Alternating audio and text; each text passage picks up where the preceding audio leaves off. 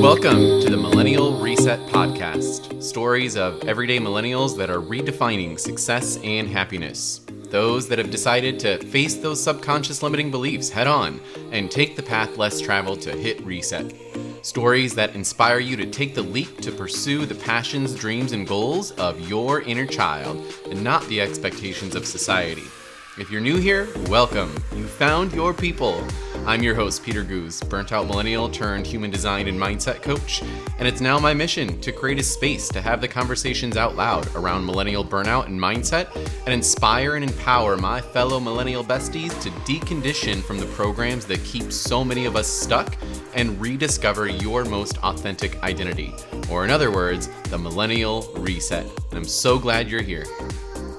Welcome, everybody, to another episode of the Millennial Reset podcast. Y'all are going to love this story today of my guest, Nicole Ciotta, who, like many of us, used her time, the downtime that a lot of us had during the pandemic, to discover and even rediscover some of the passions and new hobbies.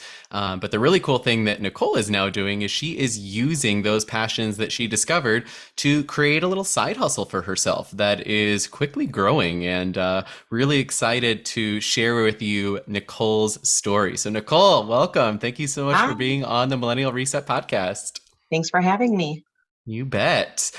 So Nicole, before we dive into your story, the Millennial Reset is all about redefining success and happiness, and stepping into a more authentic identity that's more true to ourselves. So who is Nicole today? What makes up your identity? So what makes up my identity is somebody that has passion in her life, that has pursued her passion, and that has set boundaries for herself.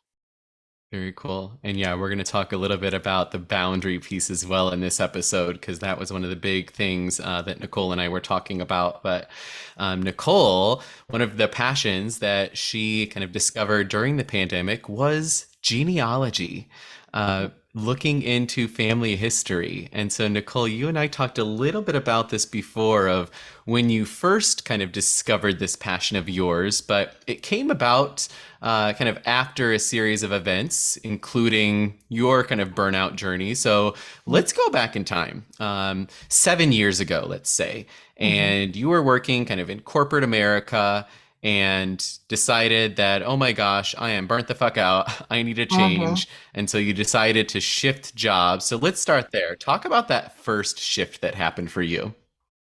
So I worked for a company that it was an experiential marketing company. Basically, what that is we are booth builders of like large trade shows.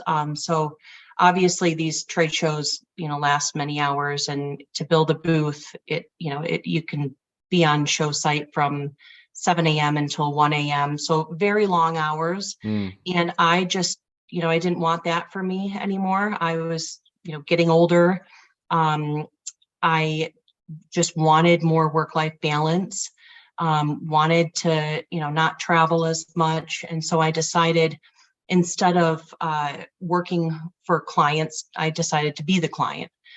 So yeah, I shifted jobs into a similar role, just on the client side. So it was much better for, my life at home with my husband and my dog and my friends and family. So I had a lot more personal time. Yeah, definitely.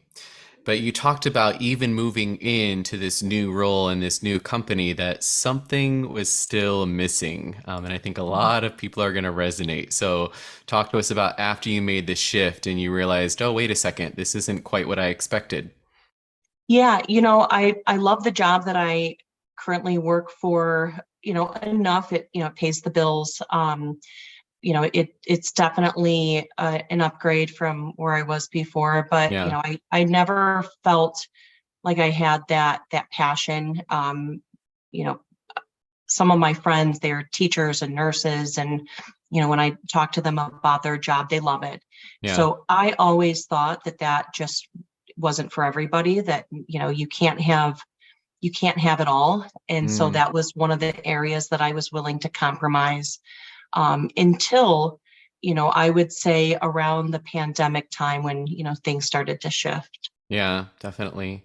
I think that's one of those things too for so many millennials is that we get so caught up in the idea that, oh, this is just how it has to be, right? Yeah. Because we were never taught any other option, right? Hmm. And so we run these programs and these beliefs that run our lives that say, well, better just stick with this because this is all we know. And until I am able to know anything different, this is just kind of how it has to be. But Yeah. yeah, one of the cool things that I love about your story that I think so many people are going to resonate with is that during the pandemic, so many of us had all this, extra time that we were spending by ourselves. We couldn't hang out with friends and family. And it almost kind of forced us to be able to kind of get back in touch with some of the different pieces of our identity that we had Mhm. lost over the years. So, talk to the audience a little bit about that story for you. What happened during the pandemic that you said, I'm going to try out genealogy? Yeah, so I always loved puzzles growing up. During the pandemic, I started filling my time with anything that had to do with puzzles, Yeah. like actual board game puzzles. Also, another puzzle being genealogy. I started researching my own genealogy or my own family history, and I discovered some really interesting things. And so when I, finished my own research, I, had this craving to continue researching.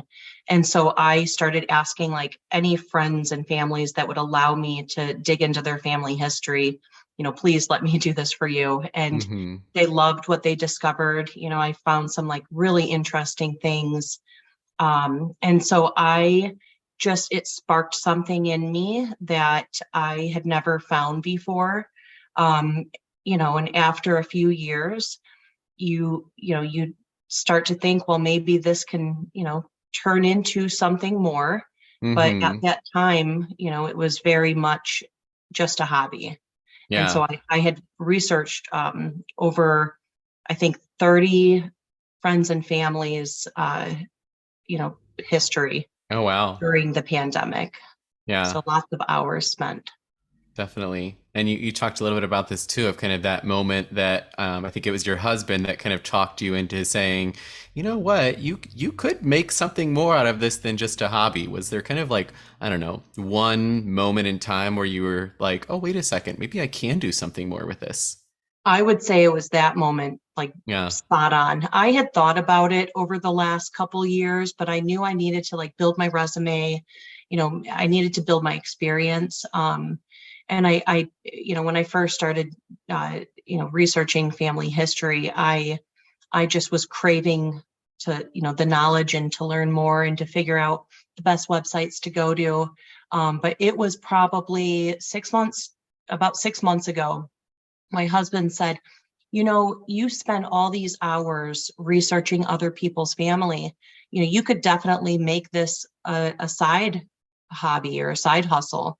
Yeah. And I had thought about it, but I never really said anything to him. Mm. But I would say it was, when he verbally said that, I thought, okay, well, I could actually make this work.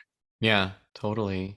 Yeah, I mean, I think we it's happened to me too, right? Where it's like you have this passion and you're like, gosh, Hmm. wouldn't it be great to do something with that? But then it's like the moment that the possibility pops up, so do all of the internal narratives that are Oh, like, nope, you can't do this. You're not yep. right for this. You don't have enough experience for you. So, what were some of those like limiting beliefs for you? What were some of the sabotaging narratives that kept you in that place of saying, yeah, this is just going to be a thing that I do with friends and family?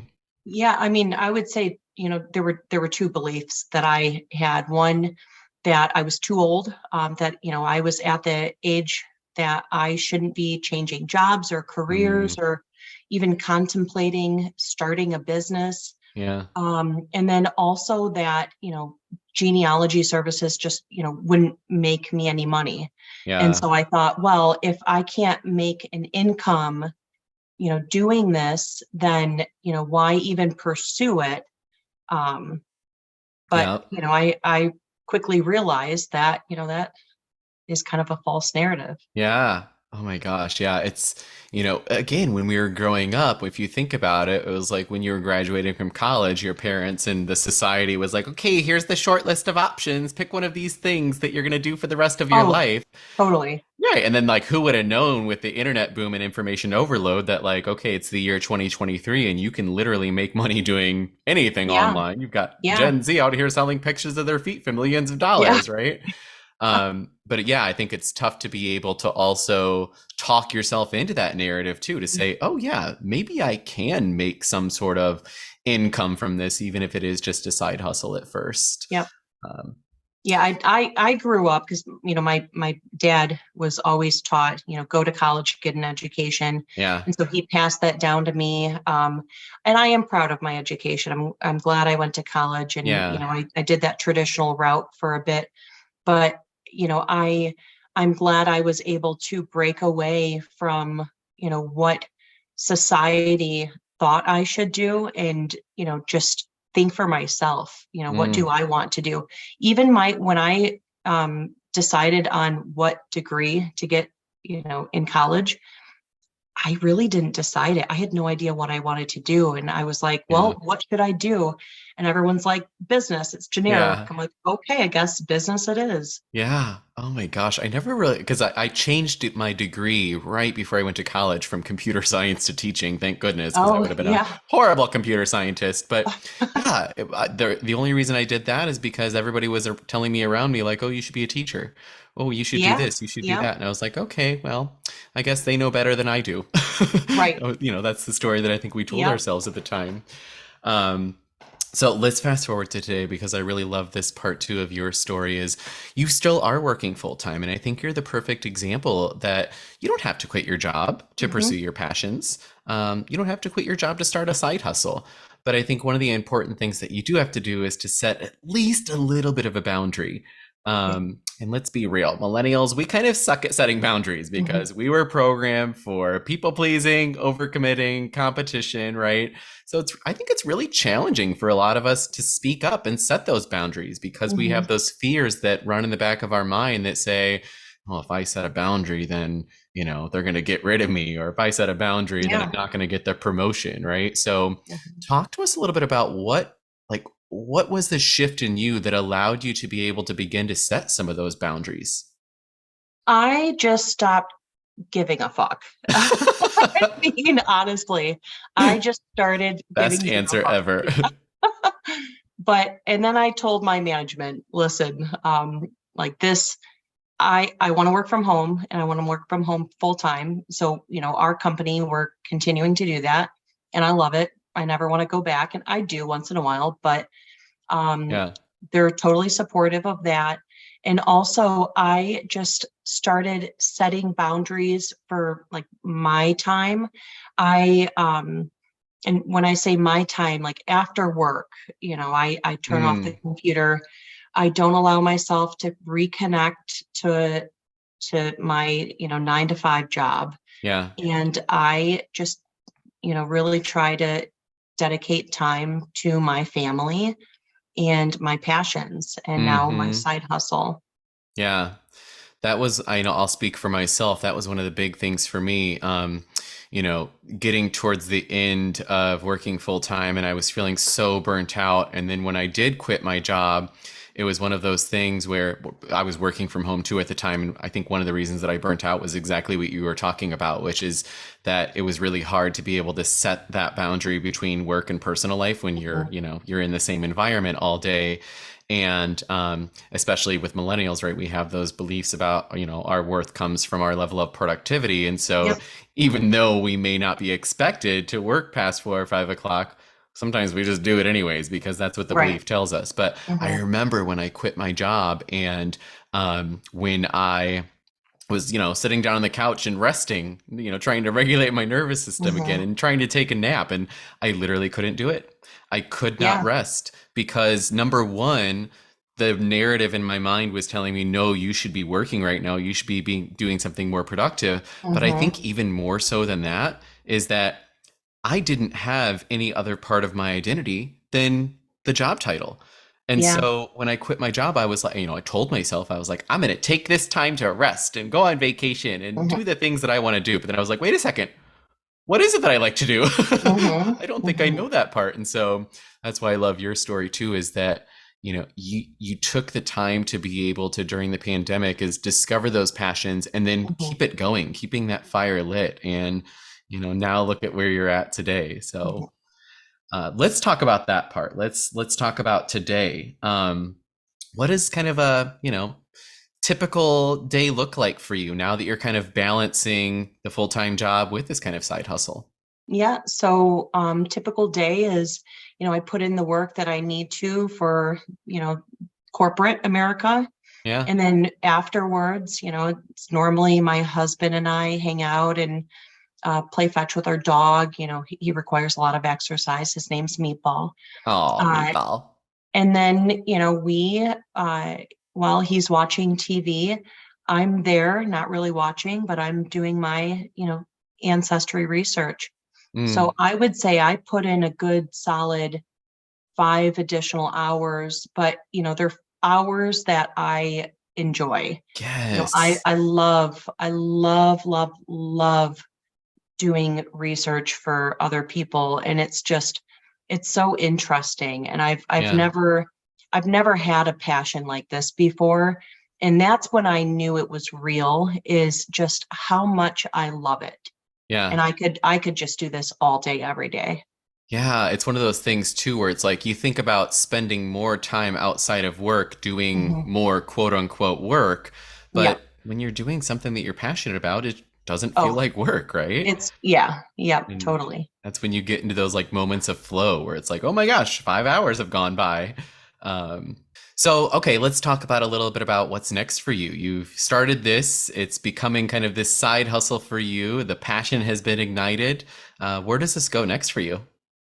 Yeah. So currently, I have two services that I provide. I support with, just your typical genealogy services where, I have various websites that I tap into, and I try to dive into somebody's family as far back as I can, and, try to create the story of, who's their family, where does their family come from? I try to tell the story of their lineage. Hmm. But in addition to that, I also provide a kind of I call it like a scrapbook family storybook service. So this is the one that I'm super excited about. So basically, I take all of the documents that I've learned from my research, and I put it into a really cool visual, something that you can, that's tangible. One of the things with ancestry and other genealogy services is it's all digital, which is great, but sometimes you just want to have something in your hands that you can show to friends and family. Yeah. So that's kind of what, where I take it one step further. Yeah. And I love this part of it too, because not only are you doing something, outside of the box and something unique, but you talk too about like this whole idea that, even when you were a kid, how much you loved Mhm. scrapbooking, Yeah. and how that then kind of naturally made its way into what you're doing today. Talk to us a little bit about that. Like, Yeah. So how did you come up with that idea of like, oh, let me add scrapbooking in there too? yeah, so two things I loved as kids: puzzles and scrapbooking. Yeah. So, when I was a kid, teenager, all throughout, my young adult years, I loved scrapbooking, and I would do it with my cousin. We would have what we call scrapping and stamping nights. And so, on the weekends, that's what we would do. And so it was actually a friend of mine that said, hey, it would be really cool if you can take this information and, turn it into a scrapbook. Yeah. And I was like, absolutely. Like, that is 100% me. Like, Yeah. I love scrapbooking. So it fit naturally. Oh, I love that. Yeah, I think, your story is just such a great example again of what can happen when you decide to take something that you're passionate about. It doesn't have to be anything fancy, and be able to say, is there a way that I can actually make this into something, a career path, a different path for myself that maybe I was never even aware that existed Mhm. before? So, I'm going to throw this one at you here, Nicole. I know we didn't talk about this before, but like, what would you say to other, especially millennials out there that are maybe stuck in that mindset that tells them it's too late to start something new, you can't make money off of your passions, and this is just how it has to be? What would you tell somebody that's feeling that way? I would say, don't listen to anybody else, listen to yourself Yeah, and just do it. If there's something that you love, just do it. And, yeah, you can always come back. Most likely, you can always come back to what you're doing or something similar. yeah. You only have one life, unless if you believe in reincarnation, Hmm. then, maybe you have multiple, but I say just do it. Yeah. I always say one of the biggest things that you can do to overcome those beliefs and fears is step into it, right? Yep. Step into it Yep. and realize, oh, wait a second. That fear, that narrative was just an illusion. It was Yeah. all just an illusion. Yeah. Yep. So, yeah. Well, Nicole, thank you so much for sharing your story. Mhm. I think it's just, again, such a good example that you don't have to quit your full-time job. You can regulate your nervous system to get out of that burnout state and be able to rediscover the passions that are part of your true, authentic identity and use those gifts to be of purpose. I always say this, I'm like, can we stop talking about finding your purpose and start talking about becoming of Yeah. purpose by simply Mm, using what you love doing, right? mhm. So. I love that. All right, Nicole. Well, thank you once again for coming on the Millennial Reset podcast. We'll make sure that we post your website along with your social media handles so that people can learn more about you. And thank you all for listening in to another episode of the Millennial Reset podcast. If you like what you heard, be sure to visit www.themillennialreset.com, where you can subscribe to the podcast and be sure to share out far and wide because the conversations are just getting started. We'll see you next time. Hey, Millennial Besties. If you're one of the millions of millennials experiencing burnout right now, yes, we're officially being dubbed the burnout generation, then it's important to know that number one, you're not alone. And number two, there are solutions out there. After years of struggling with burnout myself, I discovered two very unconventional secrets that created a huge shift for me. And that was human design and neuro-linguistic programming. Human design allows you to get back in touch with your genetic blueprint and rediscover your most authentic identity. And neuro-linguistic programming gives you the tools to reprogram any limiting and sabotaging beliefs that may be holding you back from living out your true potential and identity. This unique combination and framework of human design and mindset work is what has allowed me and so many others to hit reset and start creating a life of less resistance and more ease and joy. So, if you're wondering what you can do to get unstuck from the constant stress and anxiety of burnout mode, be sure to visit www.themillennialreset.com and start creating your plan to start living a life that happens for you instead of to you.